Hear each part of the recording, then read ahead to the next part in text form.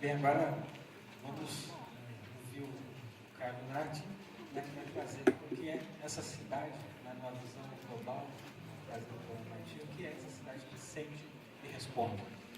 Thank you. Boa tarde. Good evening. I'm going to speak English. Sorry about that.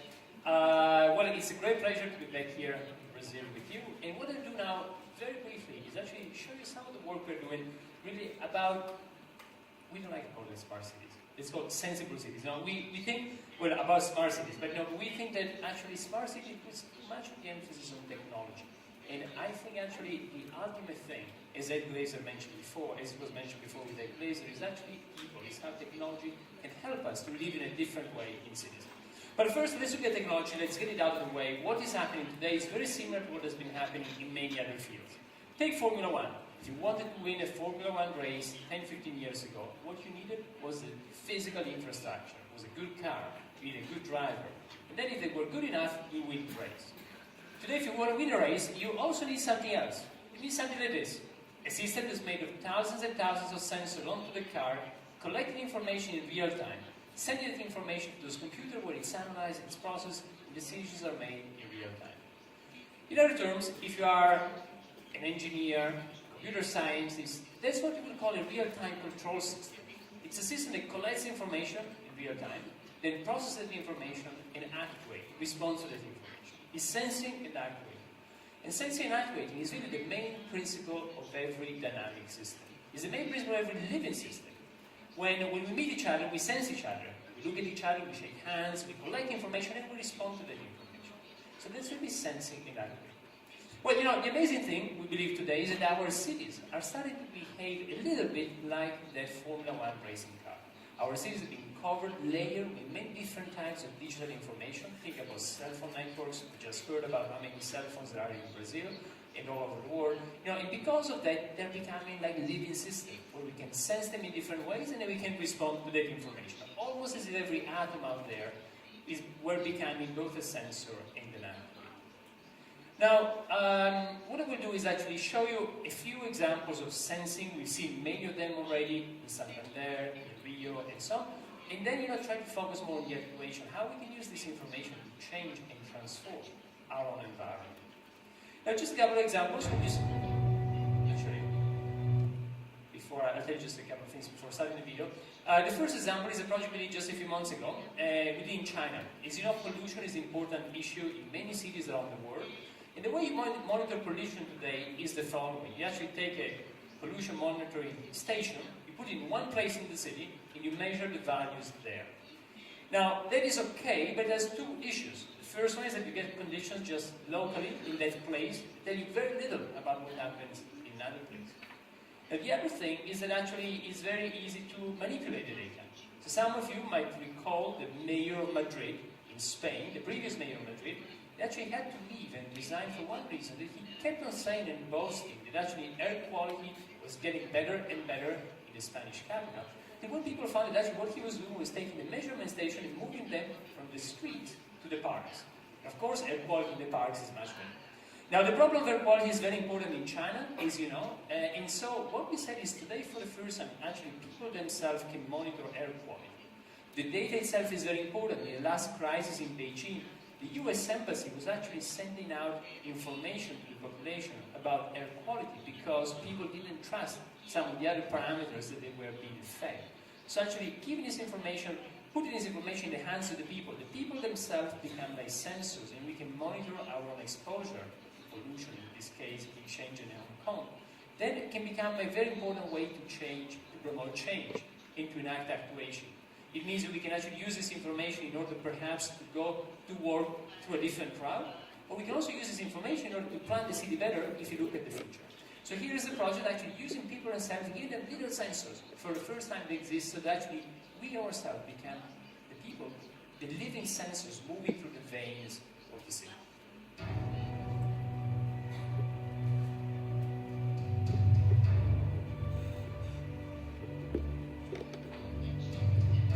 That's Hong Kong. Shenzhen is really very close. It's like the same city, but they're separated by the border with mainland China. And it's very striking how air quality changes. These are actually the sensors. What you see on the video color of the video is proportional to pollution. Red means higher pollution. You see PM10 is particulate matter.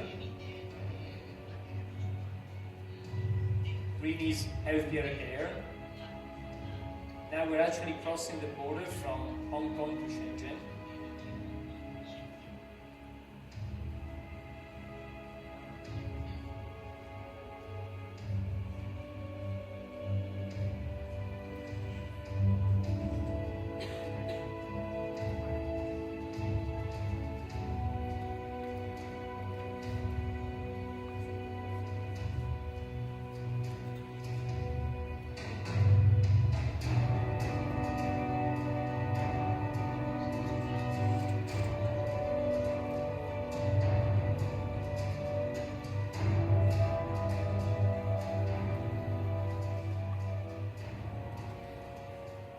Now, like many projects we do at the lab, this was both an exhibition, it was at the Shenzhen and Hong Kong Biennale just a few months ago, but it was also a number of scientific papers and also engage people, because we think it's very important if you look at smart cities that people become the actors, to empower people. And data, as we heard before, the data we can collect from our cities will become an incredible tool in order to better understand what happens outside around ourselves, and hence, perhaps to change our behavior.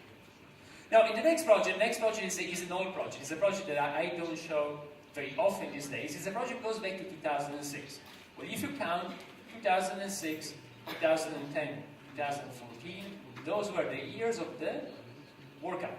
So this year it was in Brazil. 2006, the World Cup was actually in Germany. And as you might recall, the final was Italy against France. That was actually the first time we did something now has become quite common.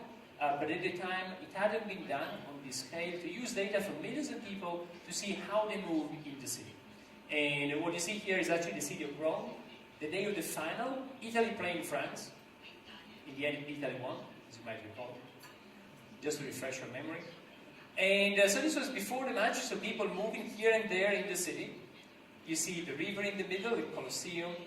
Then the match begins, silence. Nobody talks anymore.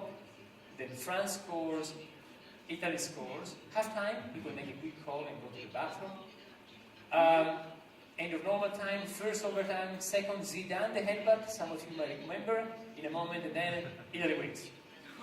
So that night, everybody went to celebrate up there, in the center. The following morning, again, the whole winning team went to meet the Prime Minister here, next to the Prime Minister's office, and all the population went to the center. By the end of the day, actually was a big party to celebrate. The party was done here, the place called Circo Massimo, and where since Roman times, people go and celebrate, and you see a big peak by the end of the day. So, sorry, I want just to pause it for a moment. So the idea that we can actually look at the city and understand the city almost as a living system. The idea of sensing and actuating, how we can collect all this information from the city that we couldn't just a few years ago. Now, if you combine data from cell phones together with data from many other sources, then you get this kind of almost like a living city. That's what we're doing with our lab in Singapore. The project is called Live Singapore. So imagine a living city where you know in real time all what is happening around yourself. And again, you got this information from the cell phone network. So this is data that tells you how people are moving on the island in real time. Energy consumption. If you look at energy consumption and temperature, there's a correlation between the two. When it gets hotter, in Singapore you turn on the air conditioning. So you see actually how the two go hand in hand. What happens during special events? There's actually Formula One starting in Marina Bay Sands, so the big Grand Prix. Just you can see all the taxis and rain. Look at how taxis disappear when there's a patch of rain, because everybody's looking for a car, and then you don't find them anymore. How the islands kind of almost expands and shrinks because of travel time. So during the day, it gets more congested. It takes you longer to get home and to go back. And how all these flows actually connect with the global flows. So the flows of the island connect with all the containers going to Singapore, or the people landing at the airport. So the global flows mixing and intersecting with global flows.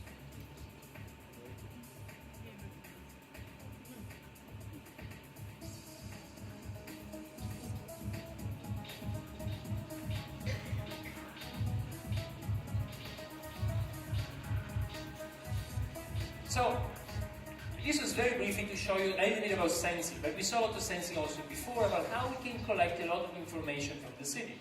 So we saw at the beginning, sensing is great, but the important thing is actually to use this information to activate, to change the city. Sometimes, bear in mind that sometimes just showing the information, just having this information, making it publicly accessible, can be a way to activate.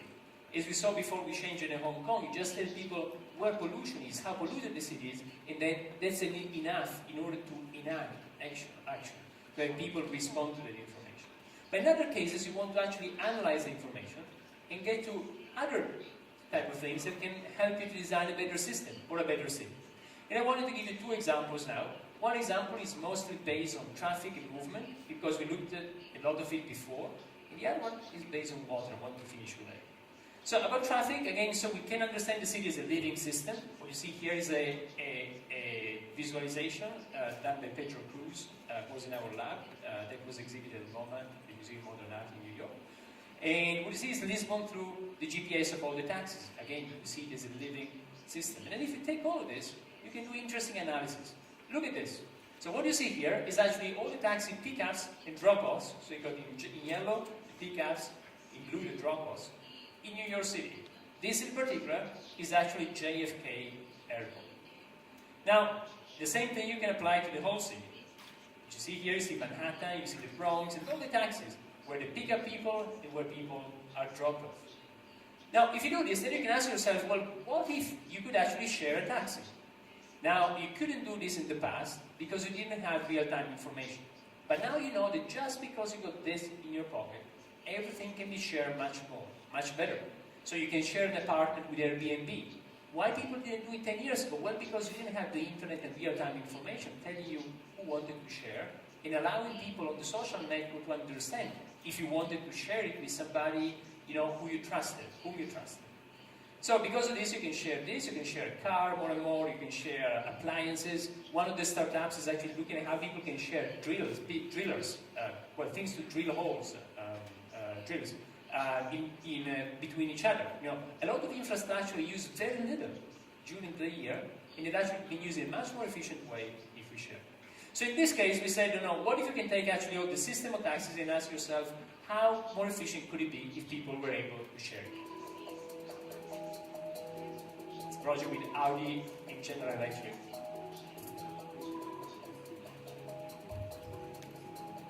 So everything is connected with everything else.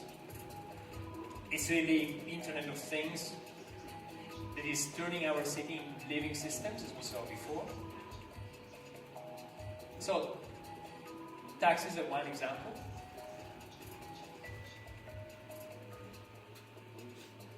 That's actually all the data as it happens. You see how it changes by the second.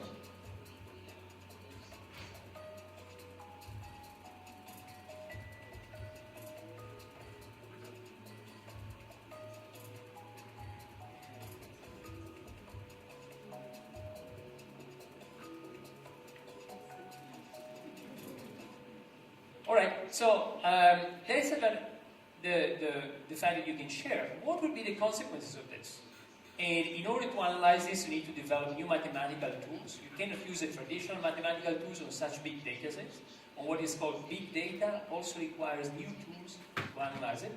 And then you look in this case, we developed something. It's about to be published in PNAS. It's the Proceeding of the National Academies of Science. What you look at here is we developed a system called the shareability network. And then when you analyze it, you find something quite surprising. That actually you could run the city of New York with a little over half, 50%. You could remove 40% of the taxes you got on the system, and you could still take everybody to destination exactly when they need to be there. So basically, you can actually satisfy the same demand for mobility, but with an infrastructure which is much smaller, and so which much less congestion, emissions, and so on. So just one example of how big data can give you this information and help you to plan for a better city. This is about data in the city, so the city is becoming more intelligent, but the car is also becoming more intelligent. And the car is getting filled with sensors that tell you a lot of things. In the next project I'm going to show you, for instance, we've been working with Volkswagen and Audi and Volkswagen, in order to look at sensors inside the car to see how frustrated the driver is. Incredibly stressful. It was the most stressful drive I've ever been on. Nevertheless, I think we have a lot of great content to measure road frustration because I'm certainly frustrated at this point.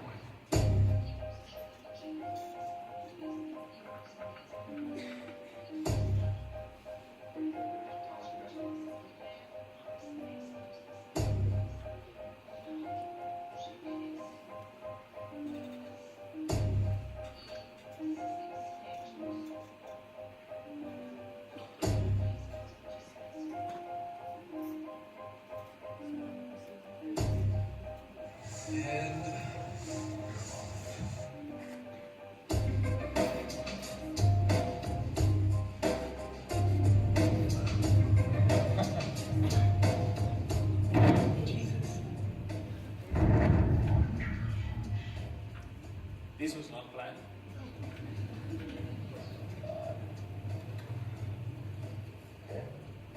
Stop the car. So we were just sideswiped, and right now my stress level should be through the roof. We've got the information, you know, we'll have to process the data and see where it's really at.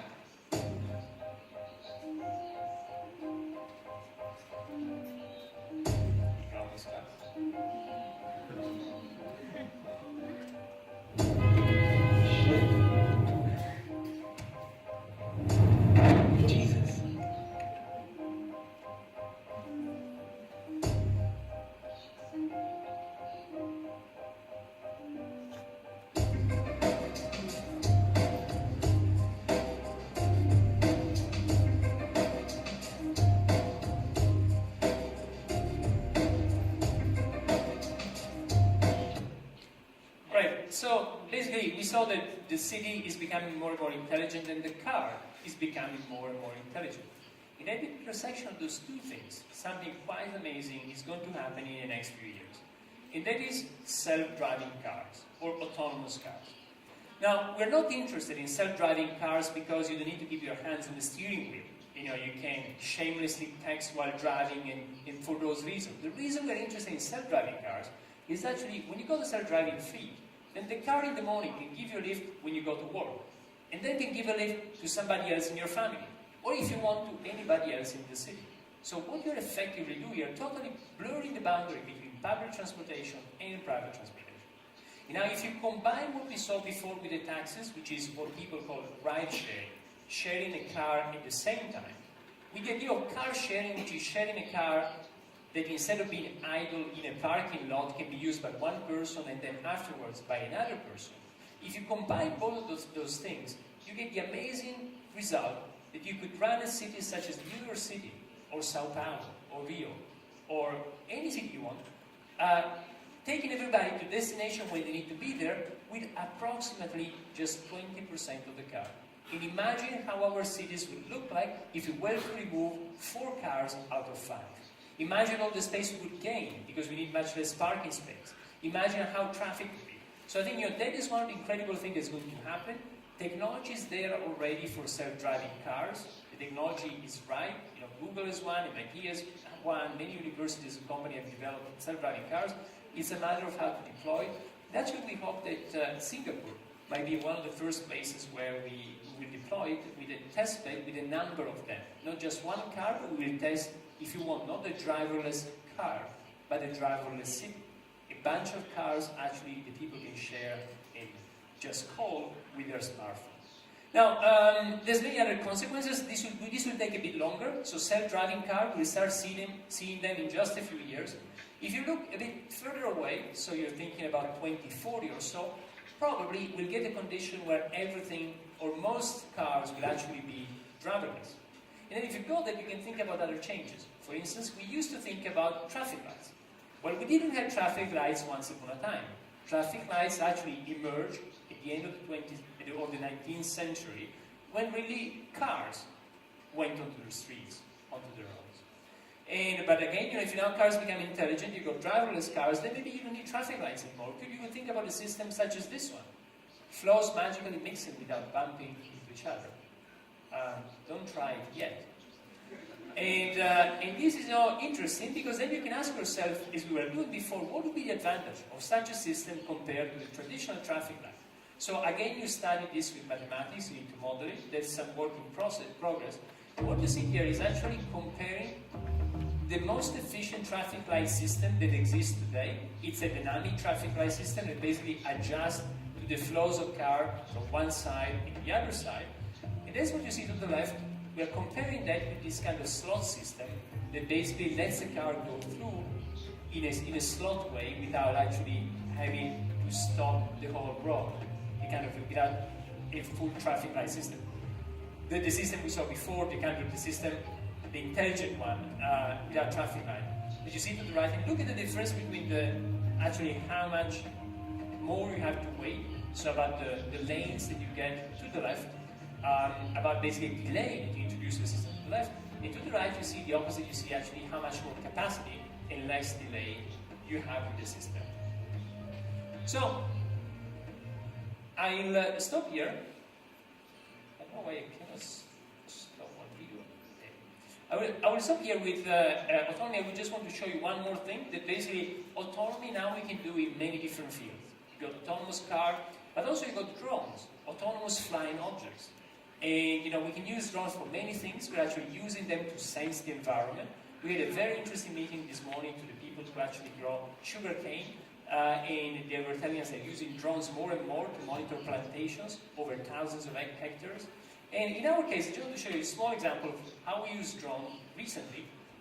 Just a few months ago, at the beginning of the semester at MIT, there's always a problem. The MIT campus is very messy. You've got plenty of buildings with different numbers, it's very confusing. And sometimes students actually get lost. So we did this project to help students, and in particular, students from Harvard University. Yeah.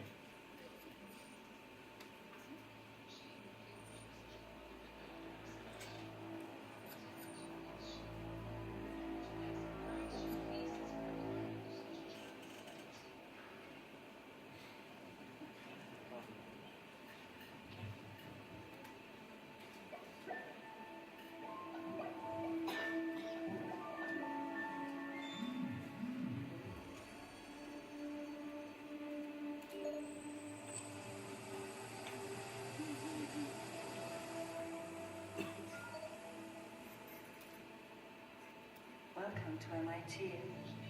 Where would you like to go? Follow me, please.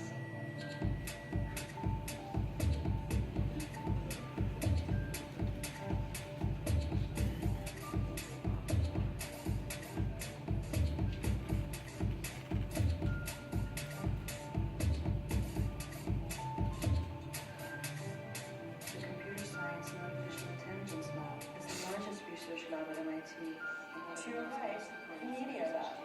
To your left, the Data Center. Follow me, please.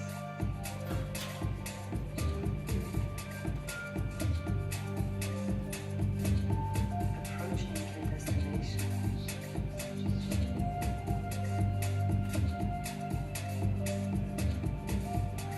You have arrived. Welcome to Sensible City Lab.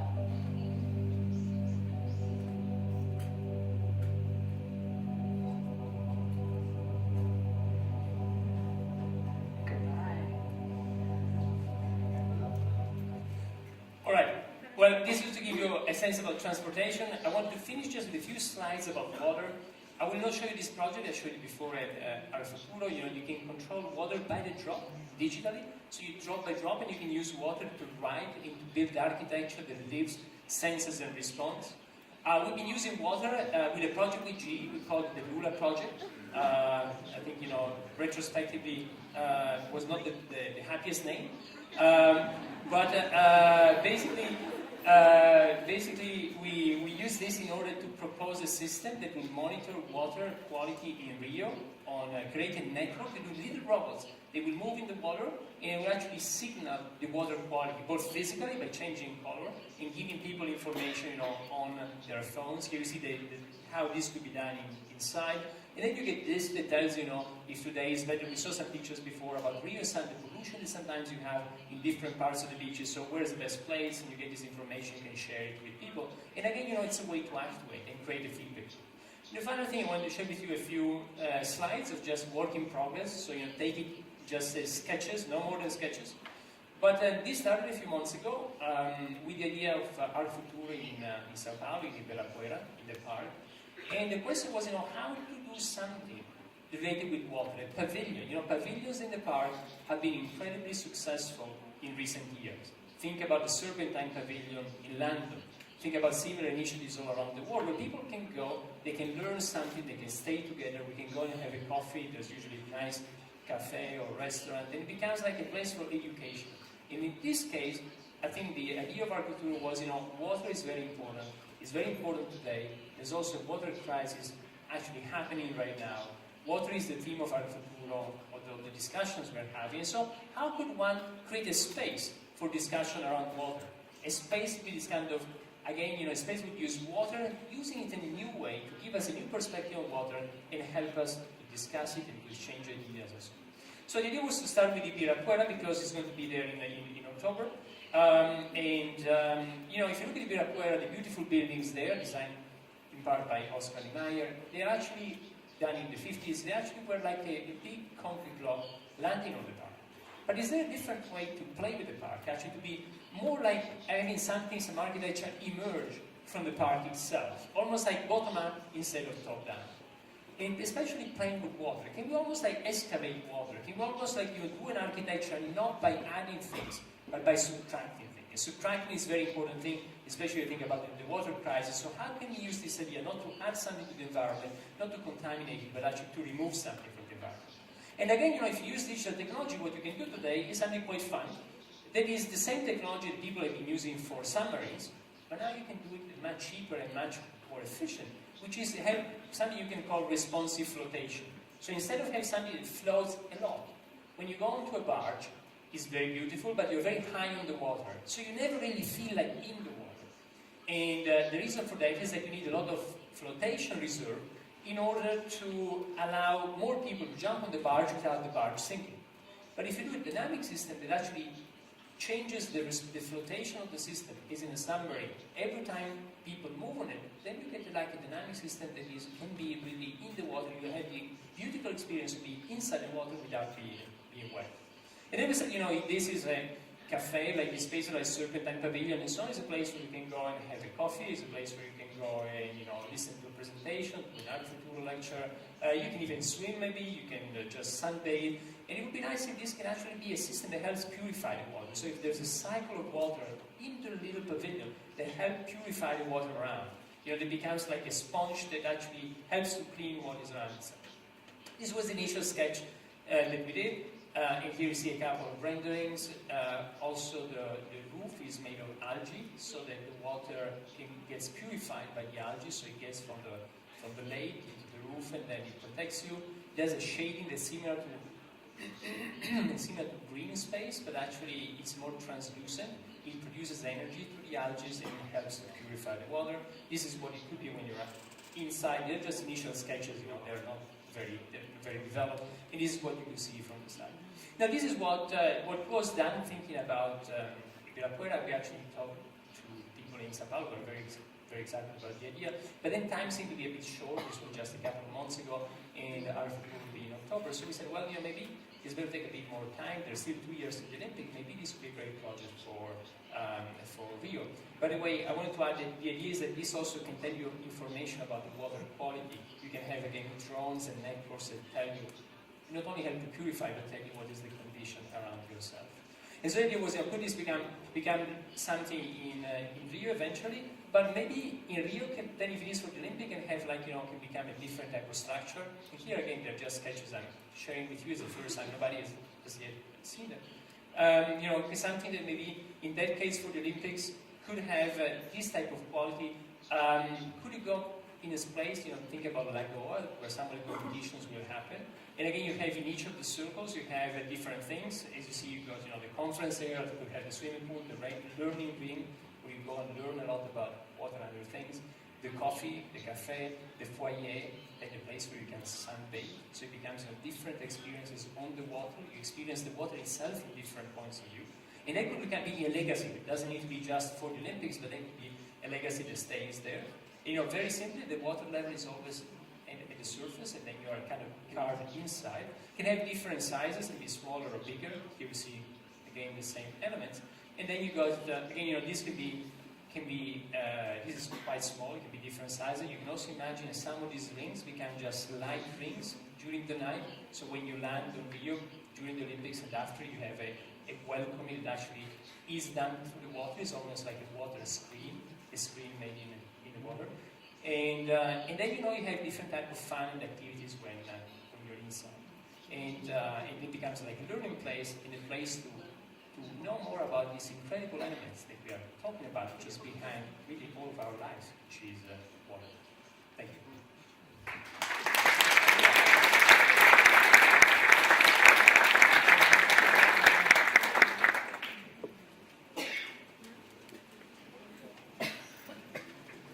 Nós temos aqui algumas perguntas que já chegaram do público aqui. Quem quiser ainda fazer pergunta rapidamente, se quiser chegar, nós vamos fazer. Uma pergunta para o Carlo e Ratti. Todo esse processo não vai nos tornar robôs vigiados, não vai nos desumanizar, não vai nos tornar seres perfeitos controlados pelo computador, onde há espaço para uma irreverência, algum ruído, alguma bagunça, alguma diversão, nós vamos nos tornar chatos.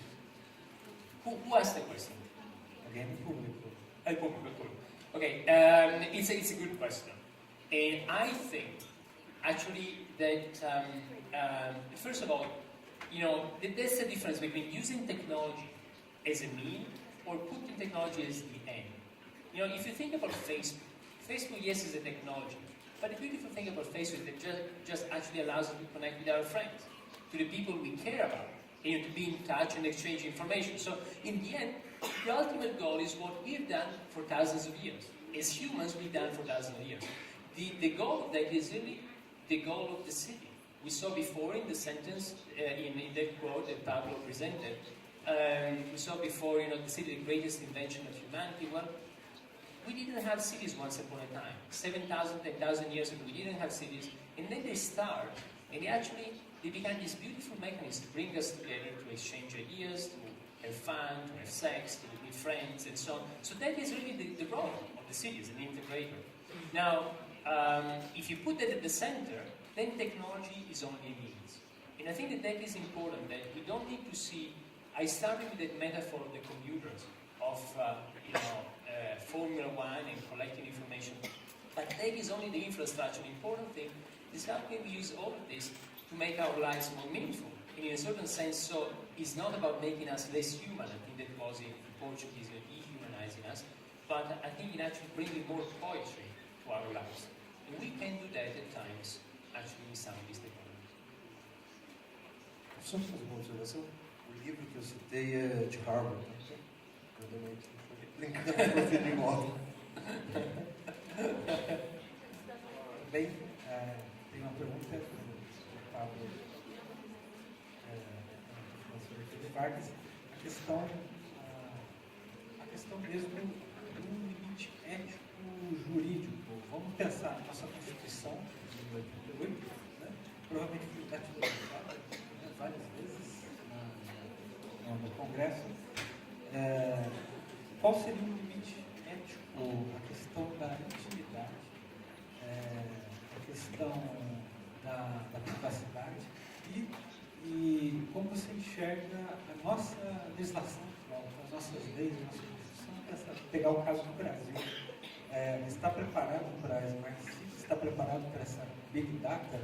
Também tem uma observação, toda essa coletagem de dados da Prefeitura do Rio já não fere a intimidade das pessoas. Eu sei que as pessoas estão lá de madrugada na praia de Copacabana. É uma pergunta excelente. A gente ainda tem um quadro regulatório muito incipiente extremamente, muito embrionário. A gente tem o artigo 5º, inciso 12 da Constituição, que trata da questão do sigilo das comunicações, mas tem muita coisa ainda por ser regulamentada. Por exemplo, a quem pertence o metadado, né, o dado gerado a partir de uma automação, de um processo automático como o trânsito pela cidade, enfim. A quem pertence é você que está andando por ali, é a empresa de telefonia que está colocando isso para utilizar suas antenas, a prefeitura não pertence a ninguém, enfim, isso ainda precisa ser muito debatido, não é só no Brasil não. Alguns países já tomaram uma posição mais conservadora, especialmente a Europa, que tem uma legislação e regulamentação a respeito. O Brasil tem agora um Marco Civil que trata da finalidade dos dados, os dados têm que ser utilizados para aquele fim para o qual eles foram produzidos, mas a gente ainda não tem isso regulamentado. Por enquanto, a gente está trabalhando na esfera da... todo o trabalho que tem sido feito é num volume grande de dados com um objetivo. Não daria nem tempo de fazer qualquer outro tipo de trabalho.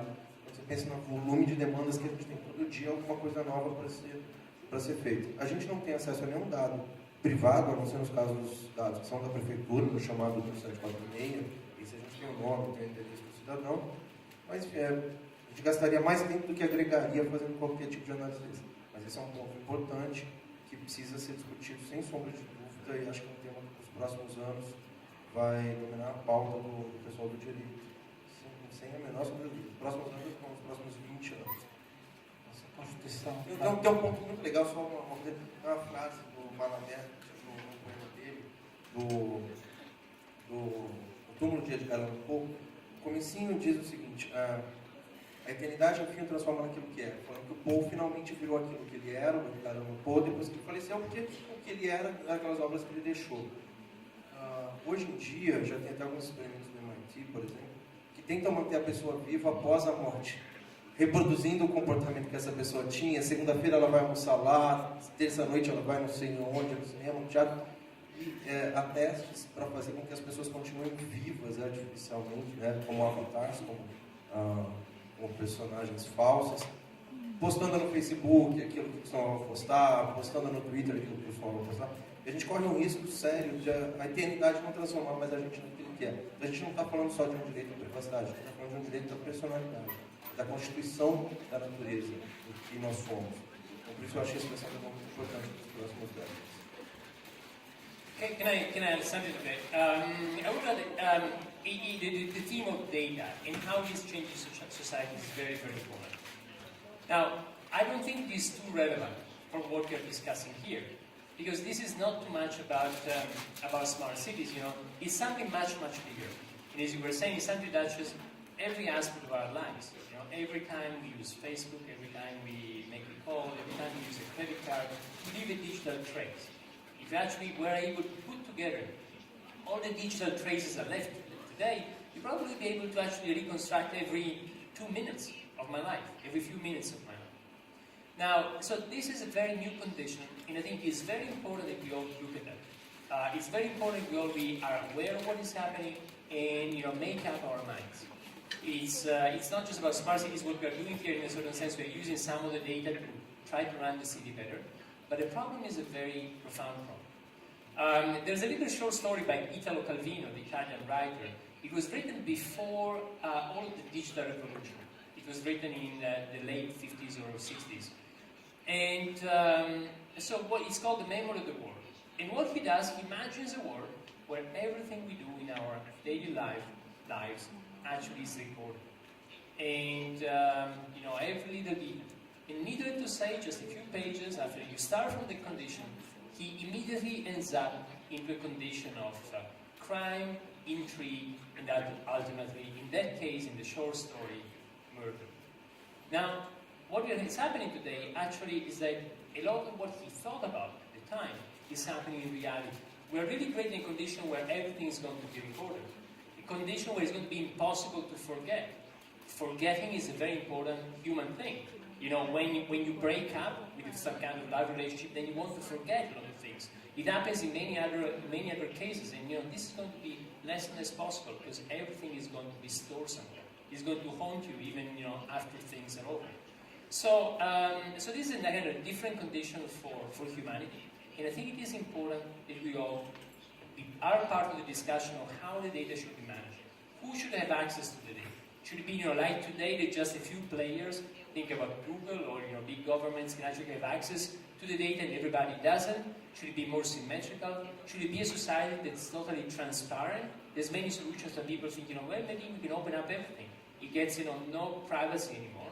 But if you look at some anthropologists, they seem to think that before we had cities, when each of us were hunters and gatherers a few thousand years ago, here in beautiful Brazil or around the world, then, at that time there was no privacy. The way humans were living one without, by sharing really every little moment of our lives. Should be, there's other technical solutions, more complicated. Basically, you create data in order to track data. So that basically you see that when data is leaked, you can actually see how it was leaked and where it is coming from. So all these are possible solutions. Now, I don't know what is the right one, but I know that the choices we make today will be the choices that will impact and define our society tomorrow. So it is a conversation that we should all have and participate. In at MIT, what we've been doing already for a couple of years is create a forum called Engaging Data, where we got people from different backgrounds. We got academics, privacy advocates, the government, company that produce a lot of data, all come together and actually discuss some of these topics. Last year we had Noam Chomsky, professor at MIT, and activist, and so on. We had Ed Snowden's lawyers represented there. We had Saskia Sass and a number of other people, really, because we think, yes, we should all take part in the discussion. Pergunta para a Telefônica, Fábio Larrier. Duas perguntas, na verdade. A Telefônica, ao instalar tantos sensores em São Pedro, não instalou o Big Brother nessa cidade? Não está vigiando o admirável novo Wave World? Não chegou nessa cidade? O sonho do algo não se realizou? Primeira pergunta. E uma pergunta prospectiva, positiva, de parte da Telefônica. Né? Esses dois modelos, esse modelo brasileiro e esse espanhol, quanto tempo uma considerável parte das cidades brasileiras vai poder ter toda essa gama de sensores, todo esse conjunto de sensores? E quanto tempo, por exemplo, muito concretamente, uma Telefônica conseguiria tornar todas as cidades brasileiras smart cities? Né? Claro, uma previsão difícil tudo, mas assim, mais uma opinião nesse sentido. Deixei a bola de cristal em casa, então, mas vamos primeiro a segunda, assim, é difícil dizer, assim, eu sempre falo que assim, a tecnologia é o lado mais fácil, né, assim, o difícil é o lado cultural, né, assim, então, é a cultura das pessoas quererem, assim, como comentei, assim, a tecnologia é simplesmente inédita, disponibilizador, então assim, tem que ter a vontade da cidade, tem que ter a vontade das cidadãos, a administração pública tem seus talentos. Colocando a coisa certa, não é difícil imaginar que toda a cidade poderia começar a ter alguma coisa inteligente, assim, pelo menos alguma parte dele, num intervalo de 5 a 10 anos. Assim, qualquer cidade brasileira, porque a tecnologia barateia muito, assim, muito fácil de acessar. Então, a solução é igual tender a ser hoje em dia, a solução é praticamente cada caso é cidade, mas a solução é igual tender a ser mais escada, porque vai agilizar o processo. Qual seria, então, a maior barreira hoje para a questão desse país? É uma barreira tecnológica, é uma política pública humana? Não é somente a telefônica, aquilo que eu comentei na minha apresentação, é a construção de um ecossistema. Aquilo que eu falei, eu realmente acredito, né? Alguém sozinho vai muito, não vai muito longe. Você precisa de muitos elementos, assim, você precisa de ter os sensores, você precisa de ter o desenvolvimento de software, você precisa de ter as soluções, você precisa de ter a administração municipal participar, você precisa ter os cidadãos abraçando a iniciativa. São N elementos que você tem que considerar, assim, a cidade tem que ter seus orçamentos. Assim, o problema que a gente vê, assim, que normalmente a disponibilidade do dinheiro da cidade é um dinheiro capitalizado. Da segurança, o dinheiro do transporte, o dinheiro da saúde. Quando você pensa em cidades inteligentes, muitas vezes você pensa assim, visões horizontais, né? Assim, então, ter essas visões horizontais, ter esse compromisso de longo prazo, né? Assim, essas, usa muito fazer assim, ciclos curtos, né? Assim, ciclos curtos tendem a ter maior possibilidade de sucesso em nosso país, né? Assim, quando são ciclos mais longos de implementação de tecnologia, são mais complicados. Mas assim, eu acredito que um intervalo de 5 ou 10 anos, assim, toda e qualquer cidade deveria poder almejar ter alguma coisa inteligente. Deixa eu responder a primeira pergunta, que eu acho que é mais ou menos um desdobramento da mesma discussão que a gente estava tendo aqui. Eu acho que a tecnologia, quando ela aparece, assim, normalmente causa medo. Assim, quando surgiu a fotografia, assim, a pessoa morria de medo de ser fotografada, imagina, de ser fotografada. Assim, quando surgiu a filmagem, imagina você filmar. Quando surgiu o GPS, pô, assim, a pessoa não sabe onde estou. Assim, quando surgiu assim, o cartão de crédito, vai conseguir pagar o meu pagamento. Quando surgiu o pagamento pela internet, né, assim, meu Deus, assim, vamos roubar meu dado pela internet. E ao longo do tempo, eu acho que se desenvolve um trade-off, né, assim, entre a vantagem, assim, entre a vantagem que você tem com as inseguranças, assim, que parte delas são reais e elas são resolvidas. Então, você tem, assim, eu acho que, o Carlo falou, assim, tem a sociedade escolhe assim, um pouco o que quer fazer, assim, quando tem problemas importantes, a tecnologia, se o benefício é suficiente, a tecnologia resolve, e assim, parte delas, assim, acaba se vendo que não eram tão reais. Assim, mas no final do dia, assim, no final do dia, eu acho que tem uma segunda discussão importante, assim, tem uma segunda discussão importante que o Paulo falou, assim, tem a parte do aspecto legal, assim, mas tem todo o aspecto de segurança da informação. Então, eu acho que tem um capítulo muito importante, porque assim, a pessoa vai entender, assim, vai entender a aceitar, assim, que essa informação você capturar em ordem para você receber o benefício, mas vai exigir um nível de segurança da informação assim, muito maior, porque a gente tem jogo assim, vai ser muito mais. Uma pergunta para o Pablo Cerdeira é sobre a administração pública. E aqui o participante está perguntando justamente para o gestor da Prefeitura do Rio. Quando vamos ter, ou já existe, o Big Data do povo? Seria o contrário. Assim, quando a população vai saber minimamente todos os gastos, por exemplo, da Prefeitura, saber tudo que a Prefeitura faz, quando nós, população, vamos ter. Não seria, por exemplo, a lei de acesso à informação, que medida que ela cumpre isso, né? E quando se há perspectiva de abrir, da população ter dados exaustivos, transparentes ao máximo, né? Na medida assim, onde está o prefeito nesse momento, onde está o funcionário público nesse momento. O dinheiro público vai poder ser rastreado também pelo povo? Excelente pergunta. data.rio.rj.gov.br, DataRio. Todos esses dados que eu mostrei para vocês aí, que a gente usa, estão disponíveis para a população toda, quem quiser trabalhar com isso. Claro que há dados privados que a gente tem só o direito de uso, que eu não posso compartilhar. Esses eu não posso abrir. Por exemplo, eu não abro lá o nome do cidadão que faz a chamada no 746, por questões de sigilo. Dados de terceiros, parcerias que a gente tem com o Waze, com o Move, com o Strava e outros aplicativos, também não posso abrir. Eu tenho acesso para nosso uso, para nossa pesquisa. Mas todos os demais dados da Prefeitura estão lá. Está saindo um estudo recente agora, essa semana passada, sobre a transparência nos aspectos financeiros, especificamente, da lei de acesso à informação. O Rio de Janeiro está figurando como a cidade mais bem avaliada pela USP aqui de São Paulo, nos quesitos de abertura de dados financeiros. Agora, é claro que existe uma questão, por exemplo, eu não posso abrir os dados de localização dos guardas.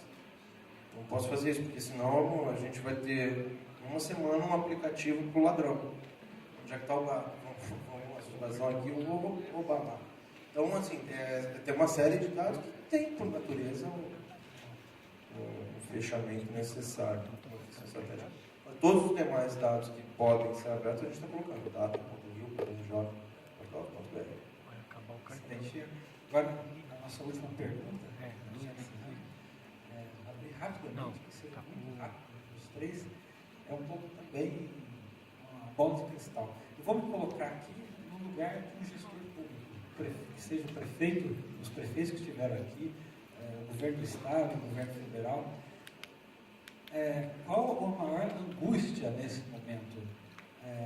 A questão da previsibilidade, da previsão do tempo.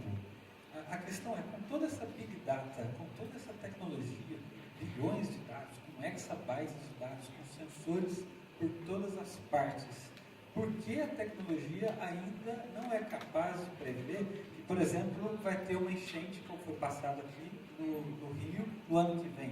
E por que não foi capaz de prever toda essa crise hídrica que o Brasil todo passa, especialmente o estado de São Paulo, né? Tanta tecnologia, tanta Big Data, tanta promessa.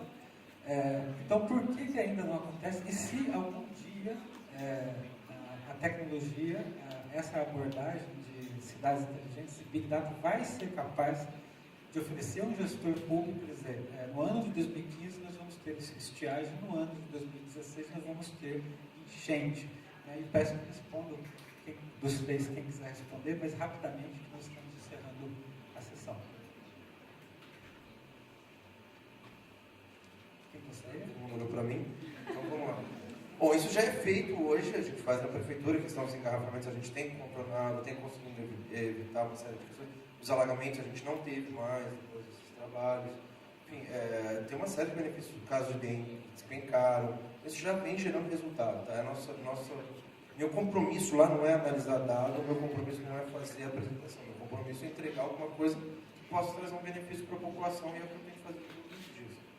Agora, algumas situações são mais complexas. A questão de modelos de previsão de clima são muito complexos. Você consegue em 5 dias ter uma boa previsibilidade, até 5 dias.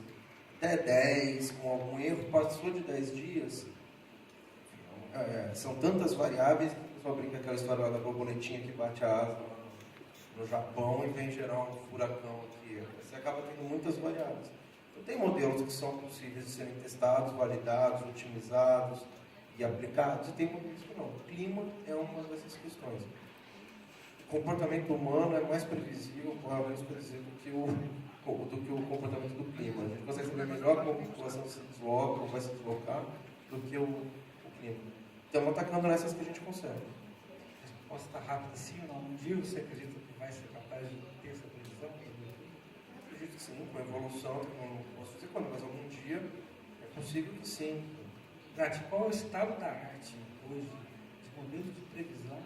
E muito especificamente, vamos pensar no caso do tempo, do clima, da água. Qual é o estado da arte hoje? Well, I'll tell you the state of the art. Is that actually 2 days ago, I was looking at the weather forecast for next Saturday in Rio, in Ipanema, and it was sunny. And now just checking now, it's raining. So in 2 days, it went from sunny to raining. The reason is that yes, you cannot predict much more in 5 days. And we're going to do a bit better tomorrow. But there's something very important here, which this system are systems that tend to create complex responses.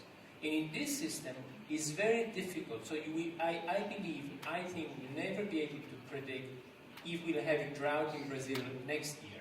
And the reason is this system are a system where very minor variation can provocate few changes down the line. So it's impossible, you can look at them statistically, but you cannot do them forecast in an accurate way. It's the old story that, like a butterfly can create a tornado, a butterfly in Africa can create a tornado that moves across the continent.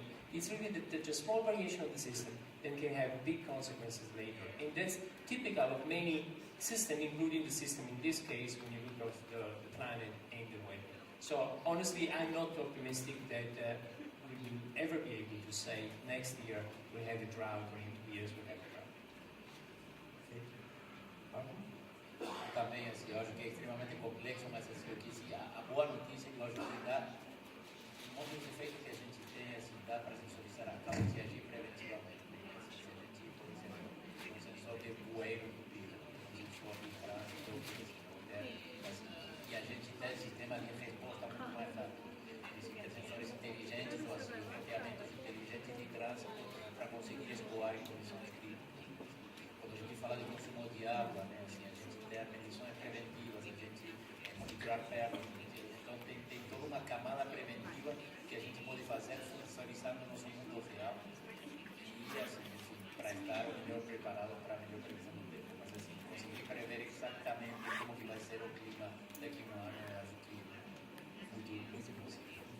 A solução seria, a Catarina começa a cair, você começaria um racionamento, entre aspas, inteligente da Exatamente. água, Se sem você for afetar a qualidade. aumentá-lo, já começa a interferir com a utilização e, de alguma forma, Isso da mesma forma que a gente estava falando de carro, que se dirigem, ou seja, coisas que hoje em dia as pessoas gestionam. Infelizmente, nós somos muito racionais na gestão desses bens. Assim, do mesmo jeito que a gente não é racional dirigindo no trânsito, não é racional no consumo da energia. Nós temos que utilizar a tecnologia a nosso favor para fazer isso. Eu convido então o Thomas Alva a encerrar nossa sessão e agradeço a atenção de todos, a paciência de todos. A sessão foi longa, estreamos nosso tempo. E agradecemos a todos.